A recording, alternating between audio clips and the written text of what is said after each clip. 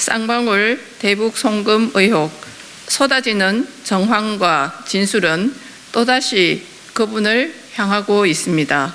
신작 소설도 이 정도 수준이면 스토리가 탄탄합니다.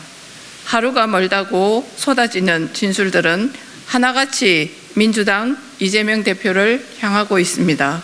불법 대북 송금과 관련된 과정과 배경, 목적 그리고 배후 등 의혹에 대한 철저한 진상이 반드시 규명되어야 합니다. 당초 이재명 대표가 말했던 김성태 전 쌍방울 회장과의 관계에 대한 설명과도 다른 정황이 나타나고 있습니다.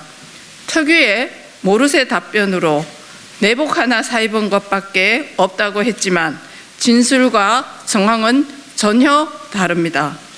지난 대선 이후 김 전 회장이 이화영 전 경기도 평화부지사에게 800만 달러를 북한 측에 보내고도 방북도 하지 못하고 대선에도 졌다는 뜻으로 불만을 토로했더니 그 자리에서 이 전 부지사가 이재명 대표와 통화하며 대표가 되거나 국회의원이 되면 쌍방울은 억울한 일은 없을 것이다 라는 말을 전했다는 취지의 진술을 했습니다.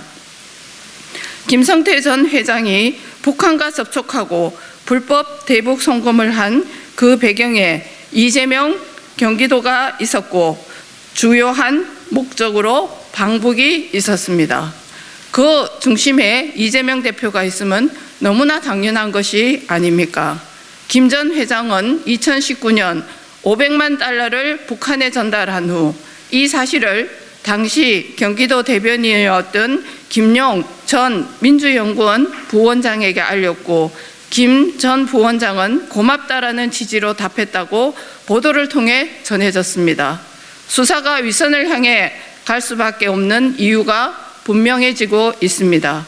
당시 경기도는 대북 사업을 실제 추진했고 이 과정에서 민간 기업이 거액의 자금을 북한으로 전달한 것으로 보이는 상황입니다. 여기에는 이재명 대표의 측근 이화영 전 경기도 부지사가 깊숙이 개입되어 있습니다.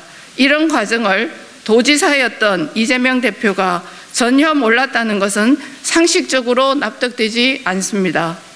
점점 드러나는 불법 대북 송금의 진술과 정황이 사실이라면 이재명 대표가 의혹의 중심에 있는 대장동, 백현동, 성남FC 등 다른 비리 혐의와는 차원이 다릅니다. 선거라는 명확한 정치적 목적을 위해 북한에 거금을 밀 반출해 전달한 국기문란 행위 그 자체입니다. 철저한 수사로 반드시 진모를 밝혀내야만 하는 이유가 이것으로 충분합니다.